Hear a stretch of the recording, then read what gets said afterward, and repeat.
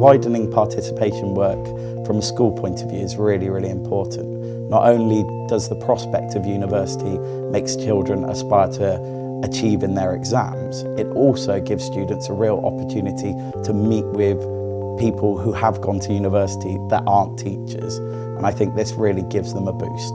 The University of Bath has done a lot to help the school. We've got lots of ideas in the pipelines, so starting with the younger years, getting them enthused about different subjects such as engineering workshops and fun science days, so that when they come to choose their options, they have an informed decision. In terms of when we move up through to year 8 and year 9, we have specialist language events going on, visits to the university, interactions with students, which gives them a real taste of what university life is. When we get to the real crucial years of GCSE, we're fortunate enough to have some students coming in to do extra revision with students. We've also arranged lots of lecturers to come in and give lectures to students, so when they're making their choices for post-16 options, they can make informed decisions on what the right choices to take are. Part of my job at Clarendon is also to be a tutor, and in my tutor group I've got a couple of year 11 students, and as part of the widening participation they attended a lecture on science, and they both came back enthused after this and really excited to go to university because for once they were spoken to as adults, so it wasn't all about activities and having fun, it was a subject and they learnt so many new things.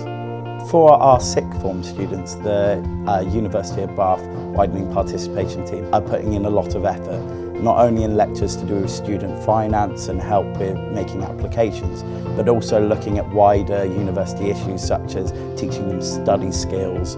We also have arranged a number of lectures which might give students a real insight into what university life is like. In terms of outreach, the widening participation team are developing a lot of projects within the school. One of the ones that I'm really excited about is a series of humanities lectures where lecturers will come in to talk about some social issues such as racism and international development. The reason for this is we have very high uptake in social sciences across the school, so it kind of develops their knowledge and also their interest in the subjects.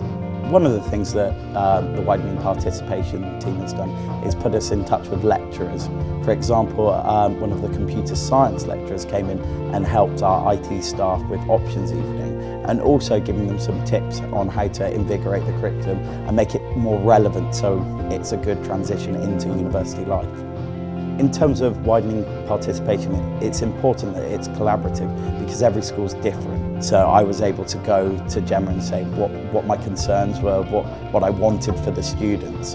And then Gemma took all these ideas away and made a tailor-made programme for our school based on what I wanted really.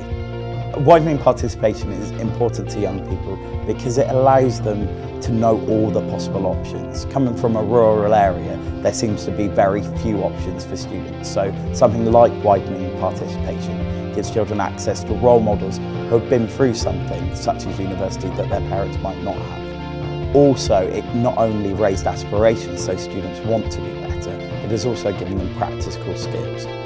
I know a number of students spent a lot of time at the A-level options evening speaking to a couple of the representatives and looking at what courses they could do and what grades they needed to achieve and what subjects they should take. So this kind of advice, usually it's given by teachers, but if it's given from someone going through the experience, I think it means a lot more to the students.